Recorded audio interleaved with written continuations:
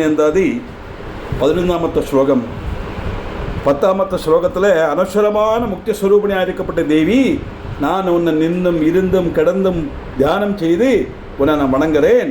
உன்னுடைய திருப்பாத தாமரைகளைத்தான் நான் எப்பவும் சதா தியானம் பண்ணுறேன் அப்படின்னு சொல்லி நிறுத்தினார். அப்படி ஆனந்தமாக நான் உன்னை தியானம் பண்ணுறேன்னு சொல்லிட்டு அடுத்த ஸ்லோகம், ஆனந்தமாயின் அறிவாய் நிறைந்த அமுதமுமாய் வான் அந்தமான வடிவுடையாள் மறை நான்கி நிற்கும் தான் அந்தம் ஆன சரணாரவிந்தம் தவள நிற கானம் தம் ஆடரங்காம் எம்பிரான் முடிக்கண்ணியதே ஆனந்தமாய் என் அறிவாய் நிறைந்த அமுதமுமாய் வான் அந்தமான வடிவுடையாள் மறை நான்கி நிற்கும். மறைனா வேதம்னு அர்த்தம். ஏ தேவி, என்னில் ஆனந்த ஸ்வரூபிணியா என்னுடைய அறிவான அமிர்தமாய் நிறைஞ்சிருக்கப்பட்டவள் நீ. எனக்குள்ள ஆனந்த ஸ்வரூபிணியாக அமிர்தமான அறிவாக நிறைஞ்சிருக்கக்கூடியவள் நீ. எப்படி ஆகாசம் போல அகண்டமாக எங்கும் வியாபிச்சு நிற்கப்பட்டவனுடைய ரூபம் கொண்டவள் நீ. எங்கும் நிறைஞ்சிருக்கிறது ஈஸ்வர ஸ்வரூபம் இல்லையா? பிரம்மம் எங்கும் நிறைஞ்சிருக்க ஈஸ்வர ஸ்வரூபம் நம்ம எப்படி தெரிஞ்சுக்கலாம்? அதுக்கு 3 எக்ஸாம்பிள் உண்டு. பழைய வாழ்க்கை மனசிலாகும், புதுசாக வந்தவளுக்காக சொல்கிறேன்.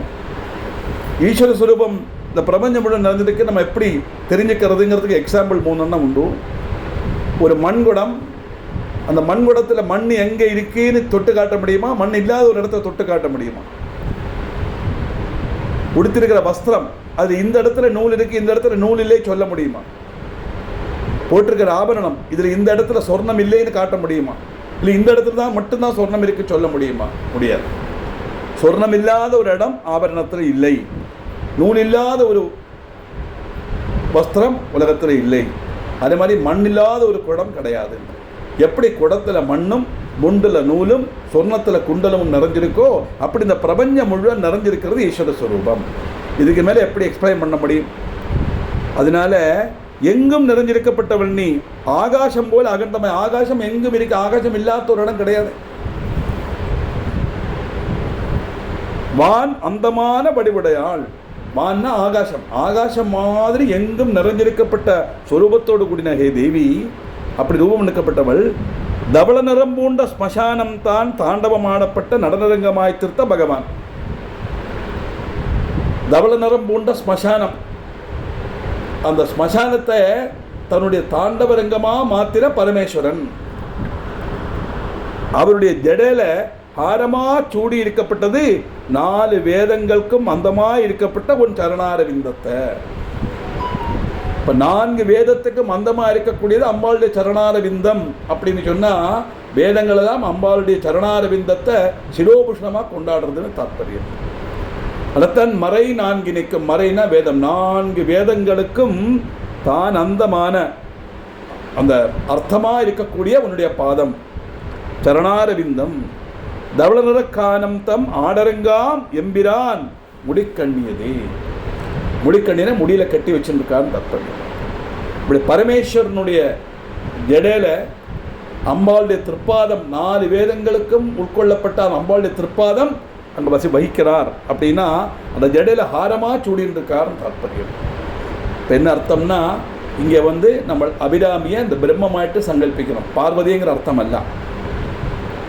ஏன்னா மனைவியோட பாரத சிவன் தலையில் வச்சுருக்காராங்கிற எண்ணம் அல்ல அங்கே வரணும்.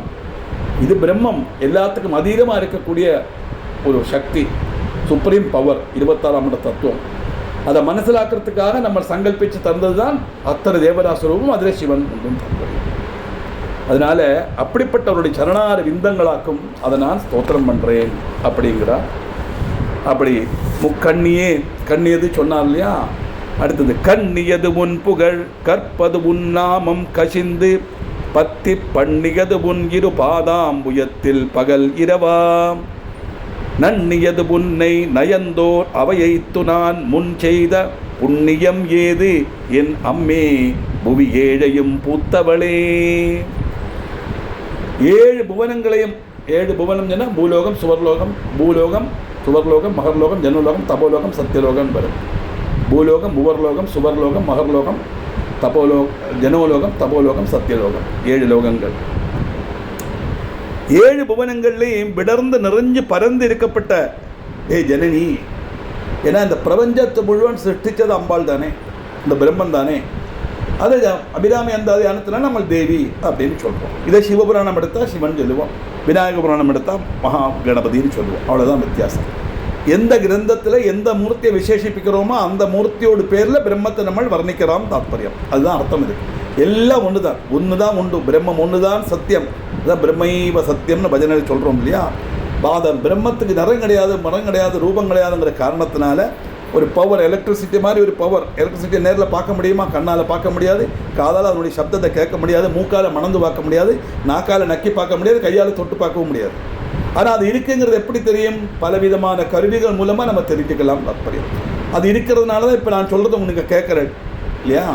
அதே மாதிரி அந்த பிரம்மத்தை மனசிலாக்கிறதுக்காக உள்ள ஈஸ்வர ஸ்வரூபங்கள் தான் அத்தனையுமே ஒழிய இந்த பிரம்மங்கிறது சுப்ரீம் பவர். அது அபிராமி அந்த கிரந்தத்தை எடுக்கிறதுனால அது அபிராமி தேவி அப்படின்னு சொல்கிறோம். அப்படிப்பட்ட தேவியினுடைய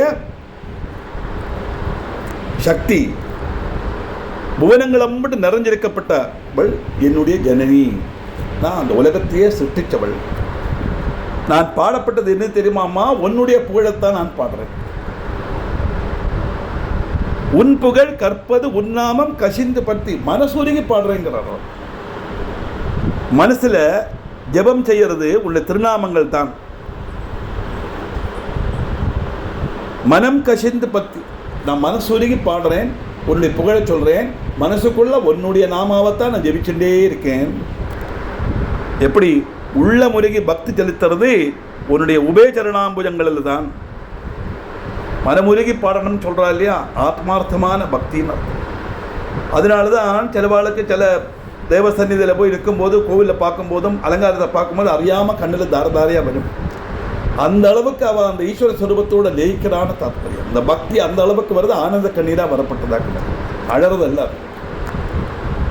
அதனால உள்ள முருகி பக்தி நான் செலுத்துறேன். எங்கே? உடைய உபச்சரணாபுஜங்களில். எப்படி? பகல் இரவா, அல்லும் பகலும் 24 hours அர்த்தம். சதா சர்வ நாடி உன்னுடைய பாதார பிண்டத்தை பஜிக்காத ஒரு நொடி கூட எனக்கு கிடையாது. அப்படி அல்லும் பகலும் நான் சகவாசம் செய்து கொண்டிருக்கேன். என்ன தெரியுமா? எங்கே தெரியுமா? உன்னுடைய பக்தன்மாரோடு கூட. யாரெல்லாம் உன்னை பஜிக்கிறாளோ உன் பக்தன்மாரோடு கூட அல்லும் பகலும் சகவாசம் செய்துருக்கேன். இதெல்லாம் எனக்கு கிடைக்கிறதுக்கு என்ன காரணம் தெரியுமா? முன் செய்த புண்ணியம் ஏது? போன ஜென்மத்தில் நான் பண்ணின புண்ணியம், அந்த சுகிருதம், நான் செய்த சுகிருதம் என்னவாக்குன்னு எனக்கு தெரியலை. ஆனால் இப்போ அது மனசிலாகிறது, நான் ஏதோ புண்ணியம் செய்திருக்கேன், அதனால தான் இந்த பாக்கியம் எனக்கு கிடைக்கிறது. சாதாரணமாக கஷ்டம் தான் நம்ம என்ன சொல்லுவோம்? நான் என்ன பாவம் பண்ணினேனோ போன ஜென்மத்திலே இப்போ அவஸ்தப்படுறேன்னு சொல்லுவோம் இல்லையா. இப்போ பாப புண்ணியத்தினுடைய பலம் നമ്മൾ അനുഭവിக்கிறோங்கிறது നമ്മൾ அறியாமலே நம்ம வார்த்தையில் சொல்லப்பட்டதா. புண்ணியத்தினுடைய பலம் நமக்கு எதெல்லாம் ஃபேவராக வருதோ, நல்லதாக வருதோ, சந்தோஷத்தை கொடுக்குறதோ, நன்மையை செய்கிறதோ, அதெல்லாம் புண்ணியத்தினுடைய பலம். இதெல்லாம் நமக்கு துக்கத்தை கொடுக்குறதோ, நஷ்டத்தை கொடுக்குறதோ, கஷ்டத்தை கொடுக்குறதோ, வருத்தத்தை கொடுக்குறதோ, அதெல்லாம் பாபத்தினுடைய பலம். இப்போ நமக்கு நல்லது வந்தாலும் கெட்டது வந்தாலும் ஆராக்கும் அதுக்கு ரெஸ்பான்சிபிள் நாம தான் responsible. What we have sow we reap, what we sow we ரீப்னு சொல்லுவோம் இல்லையா. நம்ம என்ன விதைக்கிறோமோ அதைத்தான் கொய்ய முடியும். சத்கர்மம் பண்ணினா புண்ணிய பலத்தை அனுபவிக்கலாம், துஷ்கர்மம் பண்ணினா பாப பலத்தை அனுபவிக்கலாம். அப்படி எல்லாருமே பாவம் பண்ணினவாங்கன்னா பாப புண்ணிய மிஸ்ரிதமானா தான் மனுஷ ஜென்மம். புண்ணியம் மட்டும் செய்தால் ஈஸ்வரி தொல்லியமான பிறவிகள் கிடைக்கும்.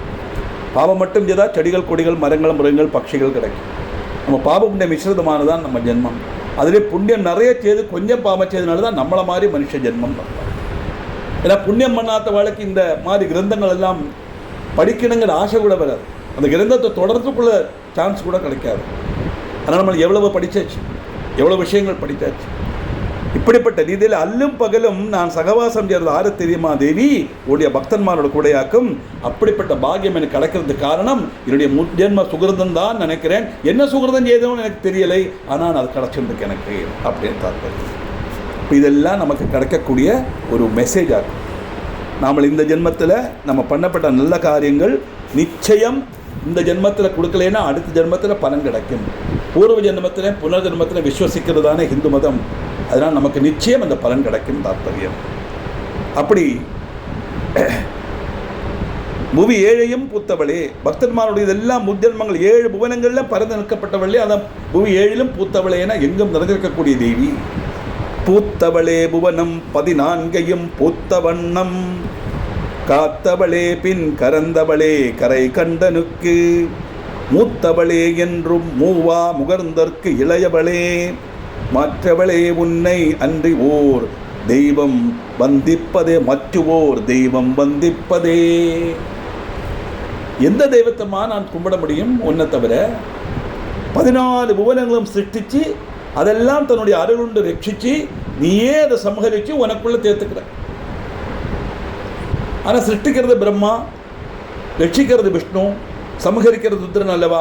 இப்போ எல்லாம் நீதான் செய்தான் இங்கே எப்படி சொல்கிறான்னா, அந்த பிரம்மந்தான் பிரம்மாவோட ரூபத்தில் சிருஷ்டிக்கிறது, விஷ்ணுவோட ரூபத்தில் ரட்சிக்கிறது, சிவனோட ரூபத்தில் சமகரிக்கிறது. தாற்பயம் சமகரிக்கிறதுனா இல்லாமாக்குறங்கிற அர்த்தத்தில் எடுத்துக்கப்படாது, கொடுத்ததை திருப்பி எடுக்கிறது தாற்பயம். அதனால் இந்த சரீரத்துக்குள்ள ஜீவனை வச்சு இந்த பூமிக்கு அனுப்பிச்சது பகவான். அதனால் இந்த ஜீவன் பகவானுக்குத்தான் சொந்தம். அதனால தான் நமக்கு இதை அழிக்கிறதுக்கு அதிகாரம் கிடையாது. சூசைட் அட்டம்ப்ட் ஃபெயிலியர்லாம் கேஸ் எடுக்கிற காரணம் அதனால தான். ஒரு குழந்தைய வயத்தில் சுமந்து பெத்தெடுக்கிறதுக்கு தாய்க்கு அதிகாரம் உண்டு, அந்த குழந்தைய கொல்லறதுக்கு அந்த தாய்க்கு அதிகாரம் கிடையாது. என் குழந்தை தானே, நத்திங் டூயிங், தூக்கி உள்ள வச்சுருவான். ஏன்னா யூ ஹேவ் நோ ரைட். உன்னுடைய ஜீவனை எடுக்க உனக்கு அது அர்ஹதை இல்லையே, எப்படி இன்னொரு ஜீவன் எடுக்க முடியும்? அப்போது பிரம்மன் தானே 3 பேர் சேராலே பிரம்மம் சேருதுன்னு எப்படி சொல்கிறோமேனா நம்மளது லலிதாசனத்தில் ஜெபிச்சு தான் இருக்கும். சிருஷ்டிகர்த்தரே பிரம்மரூபா கோப்திரே கோவிந்த ரூபிணி சம்ஹார்ணீர் தரூபா திரோதானகரி ஈஸ்வரி ததாசிவான கிரகதா பஞ்சகிருத்திய பாராயணா டெய்லி ஜெபிச்சுட்டு இருக்கோமே.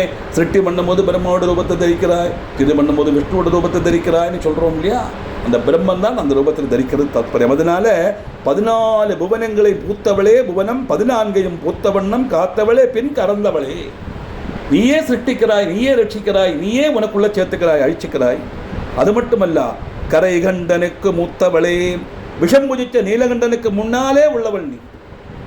நான் அந்த விஷம் குதித்த நீலகண்டன்கிறது பரமேஸ்வரன். இந்த பரமேஸ்வரனுக்கு மிந்தி இருக்கக்கூடியது அந்த பிரம்மம். அந்த பிரம்மன் தான் பரமேஸ்வரனாயிட்டு வந்து இதை செய்யறது தாற்பயம். அப்போ எதுக்கு எல்லாத்துக்கும் அதீதமாக இருக்கிறது அந்த பிரம்மம். அது ஆதியும் கிடையாது, அந்தமும் கிடையாது, என்னையிலேருந்து உண்டு சொல்ல முடியாது. அதனால தான் கரை கண்டனுக்கு மூத்த கரை கண்டன். கண்டன்னா கழுத்து, கரை கண்டன்னா விஷத்தை கழுத்தில் தரிச்சவன் நீலகண்டன், சிதிகண்டன் அர்த்தம். இன்றும் மூவா முகந்தற்கு இளையவளே, ஒரிக்கலும் முதுமை வராம வந்து பவிக்காத்த முகுந்தனுக்கு இளைய சகோதரி. ஒரிக்கலும் முதுமை வராம இளமையோடு இருக்கப்பட்ட முகுந்தன் மகாவிஷ்ணு, அவருக்கு இளைய சகோதரி. அது மட்டுமா, மாற்றவளே உன்னை அன்றி மகா தபஸ்வினி, அப்படிப்பட்ட ஒன்றை அல்லாம வேற ஒரு தெய்வத்தையும் நான் வந்திக்க மாட்டேன், எனக்கு தெரியாதுன்னு தாற்பயம். எப்படின்னா என்ன அர்த்தம் தெரிஞ்சுக்கணும். ஒன்றை தவிர ஒரு தெய்வத்தை எனக்கு தெரியாது, நான் மன்னிக்க மாட்டேன்னு சொன்னால் ஒன்றுதான் உண்டு, அதைத்தான் நான் பஜிக்கிறேன்னு தாற்பயம். அல்லாமல் அம்பாளைத்தான் தொழுவேன், அபிராமியைத்தான் தொழுவேன், பரமேஸ்வரன் தொழ மாட்டேன், சிவனை தொழ மாட்டேன், விஷ்ணுவை தொழ மாட்டேன், கணபதி தொழ மாட்டேன்னு சொல்கிற அர்த்தம் அல்ல. முகுந்தற்கு இளையவளே மாற்றவளே உன்னை அன்றி மற்றொரு தெய்வம் வந்திப்பதே. அப்படின்னா ஒன்று தானே உண்டு. அப்படின்னா ஈஸ்வரனை தவிர நான் ஆரை கும்பிடுறது, ஆரை ஆசிரியிக்கிறது, எது வந்தாலும் எனக்கு சகாய்க்கிறதுக்கு ஒன்று தான் உண்டு, அது ஈஸ்வர ஸ்வரூபம்னு அர்த்தம். அதைத்தான் நமக்கு எடுத்துக்கணும். அப்படி அர்த்தம் என்னது? வந்திப்பவர் உன்னை வானவர் தானவர் ஆனவர்கள் சிந்திப்பவர் நந்திசை முகர் நாரணன் சிந்தையுள்ளே பந்திப்பவர் அழியா பரமானந்தர் பாரில் உன்னை சந்திப்பவர்க்கு எளிதாம் எம்பிராட்டினின் தன்னழியே. அபிராமி அம்பிகை ஆரெல்லாம் உன்னை வந்திக்கிறாளோ, அது தேவன்மாராகட்டும் அசுரன்மாராகட்டும், தேவன்மாரும் தேவியை வந்திக்கிறா, அசுரன்மாரும் தேவியை வந்திக்கிறா. அப்போ யார் தேவன்மார், யார் அசுரன்மார்? எல்லாம் நாம தான். எப்போ நம்ம மனசு நல்லதை சிந்திக்கிறதோ, நல்ல விஷயங்கள் எடுக்கிறதோ, இந்த மாதிரி சத்சங்கத்தில் இருக்கோ, அப்போ நம்ம தேவர்கள். எப்போ இதுக்கு மாறாக கோபப்படுறதோ, இல்லைன்னா வைராகியம் காட்டுறதோ, சங்கடப்படுறதோ, இல்லைன்னா துஷ்ட சிந்தகளில் போகிறதோ, வேண்டாத்த காரியங்களில் ஈடுபடுறதோ செய்யும்போது நம்மளை அசுரர்கள் தாற்பயம். நாம தானே தேவியை வந்திக்கிறோம், அதனால தேவர்களும் அசுரர்களும் வந்திக்கிறா அப்படின்னு தாற்பயம். அது மட்டுமா, ஆரெல்லாம் உன்னை தானிக்கிறா? நால் திசை முகர், நான் முகன் பிரம்மா, 4 திசையில முகமுள்ளவர்னா சதுர்முகன் பிரம்மா, நாரணர் மகாவிஷ்ணு. அவருடைய சிந்தையுள்ளே நான்முகனும் நாராயணனும் சிந்திப்பவர். அழியா பரமானந்தர், அந்த பரமானந்த ஸ்வரூபன் அனஸ்வரனான பரமேஸ்வரன். ஏன்னா அபிராமி அந்தாதியை சொல்லும்போது அபிராமி பக்தர் அல்லவா, அபிராமியை சொல்லும்போது சிவனுக்கு பிராதானியம் கொடுத்து சொல்றார் தாத்பரியம். எல்லாம் ஒன்று தான், அங்கே ஒரு பிராதானியம் கொடுத்து சொல்றார். பரமானந்த ஸ்வரூபனும் அனஸ்வரனுமான சிவன். இப்போ பக்தர்களெல்லாம் உன்னை தியானிக்கிறா, பரமேஸ்வரன் என்ன பண்றார், அந்தரங்கத்தில் உன்னை சொந்தம் பந்தனம் செய்து வச்சுருக்க. மற்றவெல்லாம் உன்னை தியானிக்கிறா, ஆனால் பரமேஸ்வரன் அவருடைய அந்தரங்கத்தில் உன்னை வச்சு உன்னை பந்தனம் செய்து வச்சுருக்கார். ஏன்னா அப்படி இருந்தாலுமே கூட இந்த லோகத்தில் உன்னை நேரிட்டு தரிசிக்கிறதுக்கு தம்புராட்டி நீ குளிரேகப்பட்ட அனுகிரகம் வேகன லபிக்கும். இப்படி எல்லாராலும் பூஜிக்கப்பட்டதும் மகாவிஷ்ணுவாலையும் பிரம்மாவாலையும் தியானிக்கப்பட்டதும் பரமேஸ்வரன் தன் அந்தரங்கத்தில் வச்சு சூழ்ச்சி சென்றிருக்கப்பட்டதுமான ஹே தேவி, உன்னுடைய பாதார விந்தத்தை பஜிக்கிற பாக்கியம் எங்களுக்கு கிடைக்கணும். உன்னை சந்திக்கிற பாக்கியம் கிடைக்கணும்னா உன்னை பஜிக்கிற பாக்கியம் எங்களுக்கு கிடைக்கணும். சந்திப்பவருக்கு எளிதாம். ஆறு அம்பாளை பிரார்த்தனை பண்ணுறாலோ மனசில் நினைக்கிறோம் அவளுக்கு எளிதாயிட்டு கிடைக்கும் அம்பாளுடைய அனுகிரகம் தாற்பயம். அதனால அந்த அனுகிரகத்தை எனக்கு குழுனாக்கம் பிரார்த்தனை பண்ணுறார். தன்னடிக்கு என்று முன்னே பல கோடி தவங்கள் செய்வார், மண் அளிக்கும் செல்வமோ பெறுவார் மதிவான வருத்தம், விண் அளிக்கும் செல்வமும் அழியா முக்தி வீடும் அன்றோ, பண் அளிக்கும் சொல் பரிமளையா மலை பைங்கினியே. அம்மா, ஒழுகி வரப்பட்ட மதுரகானம் போலுள்ளவனுடைய மொழிகள் நிஜசல்லாப மாதுரிய கிருபல்சித கச்சப்பே நமஹா லலிதா சஹஸ்ரநாமத்தில் பார்த்தோம் இல்லையா. ஒருவேளை அம்பாள் போயிடுச்சுன்னா எப்படி இருக்கும்னா, நாதத்துக்கே பெயர் கேட்ட அம்பா சரஸ்வதிகள் இருக்கிற கச்சபிங்கிற வீணையை கூட அபகசிக்கிறதோன்னு தோணுமாம். அந்த அளவுக்கு மதுரமான பாஷிதம் அம்பாளுடைய பாஷிதம் அப்படின்னு இமேஜினேஷன் தான் அது. அப்படி ஒழுகி வரப்பட்ட மதுரகானம் போல உள்ள மொழிகள் பேசப்பட்டவள் நீ, பரிமள கோமள கபலத்தோடு கூடினவள், பைங்கிளி பெண்ணே, உன்னை குளிர்ம பகரப்பட்ட அனுகிரகம் சித்திக்கிறதுக்கு வேண்டி ஜென்ம ஜென்மங்களில் பல கோடி தபசுகள் அனுஷ்டிச்சோட சுகிருதிகள் பூமியிலிருந்தும் லபியமாகப்பட்ட சௌபாகியங்களை மாத்திரம்தான் நேடலாம். அல்ல, சகலராலும் பகுமானிதரான தேவன்மாருடைய பதவியும் ஒரிக்கலும் வசிக்காத நிர்தேச மோட்ச சாம்ராஜ்யம் அல்லவா நீ அவளுக்கு பிரதானம் செய்கிறாய். பல கோடி ஜென்மங்கள் தபஸ் இருந்து கிடைக்கக்கூடிய அந்த அனுகிரகம் மோட்சங்கிற அந்த பிராப்தி உன்னுடைய அனுகிரகத்தினால எங்களுக்கு எளிதாக கிடைக்கிறது. சகலராலும் பகுமானிதரான தேவன்மாரும் பதவியும் ஒரிக்கலும் நசிக்காத நிர்திசயமான மோட்ச சாம்ராஜ்யம் தான் நீ அவளுக்கு கொடுக்கிற வழியே அல்லாமல் தபசுகள் அனுஷ்டித்த சுகிருதிகள் பூமியிலிருந்து லபிக்கப்பட்ட சௌபாகியங்கள் மாத்திரமல்ல. நம்ம ரெண்டும் வேணுமே. பூமியில சௌபாகியம்னா புக்தி முக்தி, புக்தி முக்தி பிரதாயினி தேவி சொல்லுவாங்க. புக்தின்னு சொன்னால் பிறந்ததுலேருந்து சாகர வரைக்கும் ஜனனம் தொட்டு மரணம் வரை நமக்கு வேண்டிய எல்லா காரியங்களும் புக்தி லௌகியத்தில் எல்லாம் வேணும் இல்லை. அதுவும் தெய்வத்தின் நிலையான தருது, அதுவும் கடவுள் தான் தரும். மரணானந்தரம் கிடைக்கப்பட்டது முக்தி. முக்தினா மோட்சம் அர்த்தம். எல்லாருக்கும் மோட்சம் கிடைக்கும், யாருமே கவலைப்பட வேண்டாம், நிச்சயம் கிடைக்கும். அதுக்காக சும்மா இருந்து பிரயோஜனம் இல்லை. அந்த மோட்சம் கிடைக்கணுமானா அதுக்குள்ள எலிஜிபிலிட்டியை நம்ம வருத்திக்கணும். We should qualify ourselves to get the மோட்சம். ஒரு இன்ஜினியர் ஆகணும்னா 4 வருஷம் படிக்கணும், ஒரு டாக்டர் ஆகணும்னா 5 வருஷம் படிக்கணும். மோட்சம் கிடைக்கணுமா பல கோடி ஜென்மங்கள் கஷ்டப்படணும். ஏன்னா எத்தனை ஜென்மத்தில் கிடைக்குன்னு யாராலையும் சொல்ல முடியாது. ஏன் அப்படின்னு கேட்டால் மோகக்ஷயம் மோட்சம். மனசிலிருந்து மோகம் ஆகிரகம் இல்லாமத்தான் மோட்சம் கிடைக்கும். ஆகிரகம் அணு அளவாவது மனசுக்குள்ள ஒட்டேண்டு இருக்குமே ஆனால் புனரபி ஜனனம் புனரபி மரணம் புனரபி ஜனனி ஜடரே சயனம், திருப்பி திருப்பி அந்த சம்சாரத்தில் ஜனன மரணங்கள்ங்கிற சக்கரத்தில் விழுந்துட்டு தான் இருக்கும். அதனால அந்த மோட்சம் மரணானந்தரம் மோட்சம் கிடைக்கணும்னு சொன்னால், முக்தி கிடைக்கணும்னா மோட்சமும் கிடைக்கலாம், இல்லையானா இப்போ இருக்கு கிடைச்சதை விட அழகான பிறவி கிடைக்கலாம். நிச்சயமாக கிடைக்கும், சந்தேகமே வேண்டும். புனர்ஜென்மம்னு ஒன்று உண்டானா நமக்கு நிச்சயமாக இப்போ இருக்கிறத விட நல்லதான ஒரு ஜென்மம் தான் கிடைக்கும். ஏன்னா அந்த மாதிரி காரியங்கள் நம்ம பண்ணிட்டு இருக்கோம் தாற்பயம்.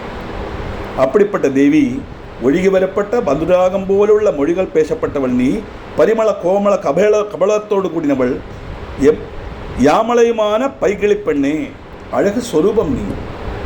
குளிர்ம பகரப்பட்ட உன்னுடைய அனுகிரகம் சித்திக்கிறதுக்கு பல ஜென்மங்கள் பல கோடி தபசுகள் பண்ணப்பட்ட அவளுக்கு எல்லா சுகிருதிகளும் பூமியில் எனக்கு கொடுக்குறாய், அதோடு நீ நிறுத்தறையா இல்லையே. சகலராலும் பகுமானிக்கப்பட்ட தேவன்மாருடைய பதவி அவளுக்கு கிடைக்கிறது. அது மட்டுமல்ல, ஒரிக்கலும் நசிக்காத்த மோட்ச சாம்ராஜ்யம். ஒரிக்கலும் நசிக்காத்ததுன்னா என்ன? எவ்வளவு சௌபாகியங்களை கொடுத்தாலும் பெரிய கோடீஸ்வரனாக்கிறா, எல்லாம் காரு பங்களா எல்லா சௌரியங்களும் கொடுக்குறா. எவ்வளவு நாள் கொடுக்க நம்ம அதை அனுபவிக்க முடியும்? ஜென்மம்னா ஜனனத்தையும் மரணத்தையும் குறிக்கப்பட்டது தானே. ஜனிச்சதெல்லாம் மரணப்பட்டு தானே ஆகணும். நாம் சம்பாதிச்சது தான் நம்மளால் அனுகிரகத்தில் கிடச்சது தான், இல்லை சொல்லலை. ஆனால் ஒரு மணி தங்கமோ ஒரு மணி நெல் கூட நம்மளால் கொண்டு போக முடியாது. எல்லாம் கலந்து கொடுத்தானே போகிறோம். சாஸ்வதம் அல்லவே. அதனால இதொன்றும் நிரந்தரம் அல்ல. ஆனால் நசிக்காத்ததும் என்னைக்கும் கிடைக்கப்பட்டது மோட்ச சாம்ராஜ்யம், ஜீவபிரம்ம ஐக்கியம், மறுபிறவி இல்லாத ஒரு காரியம். அதுதான் வீடு பெறல் அப்படின்னு தமிழில் சொல்லுவாள். அப்படிப்பட்ட உயர்ந்த பதவியான முக்தியையும் கொடுக்கப்பட்டவள் நீ அப்படின்னாக்கம் அங்கே சொல்லி நிறுத்தலாம். 15 ஸ்லோகத்தில் மேற்கொண்டு இன்னும் அம்பாளுடைய பிரபாவத்தை வர்ணிக்கப்பட்ட ஸ்லோகம் இருக்குது. அது என்னங்கிறது அடுத்த கிளாஸில் பார்க்கலாம்.